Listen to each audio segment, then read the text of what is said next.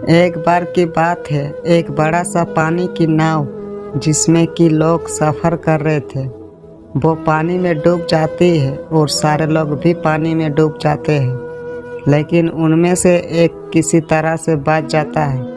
वो अपनी जान बचाते बचाते किसी तरह एक खाली टापू पर पहुंच जाता है। टापू बिल्कुल ही सुनसान होता है, वहाँ पर और कोई भी नहीं होता। वो इंसान भगवान को कोसने लगता है कि उसने उसके साथ ऐसा क्यों किया। फिर वो उस टापू के किनारे काफ़ी दिनों तक बैठा रहता है, इस आस की शायद उसे कोई बचाने के लिए आ जाए।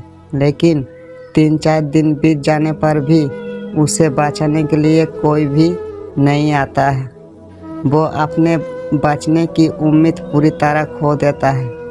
फिर वो जंगल में जाता है और कुछ लकड़ियाँ इकट्ठी करता है, जिसे वो अपने लिए एक छोटा सा घर बनाता है जिसमें कि वो रह सके। वो आदमी पेड़ों से फलों को तोड़कर और मछलियों को पकड़कर अपना पेट भरता है। ऐसा काफ़ी दिनों तक चलता रहा। उस आदमी को अब अपने बचने का कोई रास्ता नहीं दिख रहा था। एक दिन जब वो जंगल में कुछ खाने की तलाश करने के लिए गया हुआ था, तभी उसे बिजली गिरने की आवाज़ सुनाई दी। वो बिजली उसके घर के पास गिरी थी, इसलिए वो वापस अपने घर को देखने आया। तब उसने देखा कि उसका घर पूरी तरह से जल रहा था।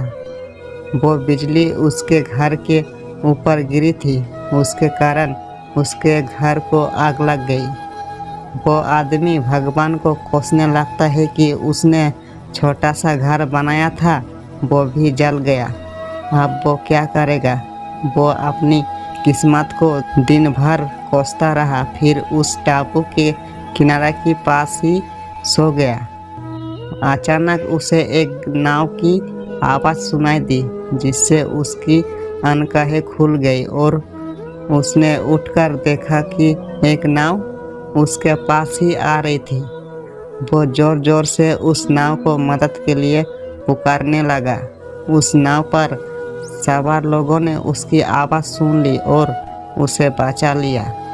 उस आदमी ने उन लोगों से पूछा कि आपको कैसे पता लगा कि मैं यहाँ पर हूँ। तब उनमें से एक आदमी ने जवाब दिया कि हमने आपका धुएं का इशारा देखा था, जिसे देखकर हम आपको बचाने के लिए आ गए। तब वो आदमी सोच में पड़ गया कि उसने तो उन्हें कोई इशारा नहीं दिया था।